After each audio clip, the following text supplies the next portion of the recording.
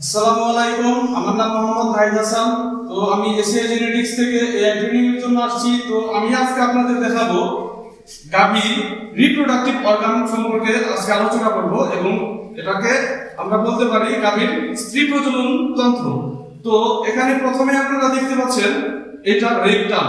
তো রেকটাম সাধারণত আমরা এটাকে মলদ্বার বলে থাকি, এবং এই সিমেন্ট দেওয়ার সময় এআই করার সময় আমরা প্রথমে রেকটাম থেকে এগুলো পরিষ্কার করে নেব, এবং হাত প্রবেশ করানোর জন্য এই রেকটামটা আমাদের সর্বোপরি কাজে লাগবে।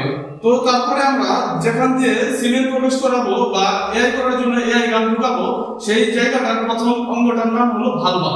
তো ভালভা দিয়ে আমরা প্রথমত এআই গানটা প্রবেশ করাবো। এই ভালভার পরে যে অংশটুকু রয়েছে সেটাকে বলা হয় ভ্যাজাইনা।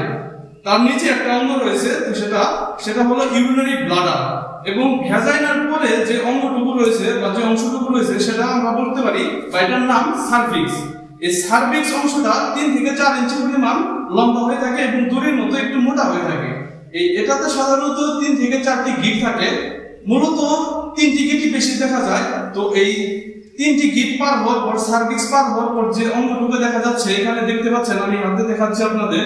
তো এই অংশটুকু বলা হয় বডি অফ ইউটেরাস। তো আমরা সাধারণত সিমেন্ট দেওয়ার সময় এই বডি অফ ইউটেরাসে সিমেন্ট ড্রপ করে থাকবো, তাহলে আমাদের কনসেপশন রেটটা মোটামুটি ভালো থাকবে।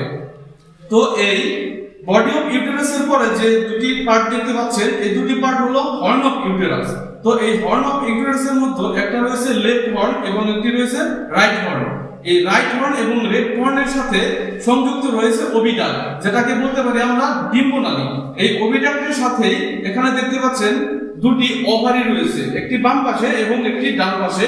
সাধারণত এই ওভারি থেকে এটার বাংলা নাম ডিম্বাশয়। এই ডিম্বাশয় থেকে ডিম বড় হওয়ার পরে এই ওভিডাক্টে আসে, এবং শুক্রাণুগুলো এই ওভিডাক্টে এসে ডিমের সাথে নিষিক্ত হওয়ার পরে সাধারণত এটি হর্নে যাওয়ার পরে বাচ্চা কনসেপ্ট করে।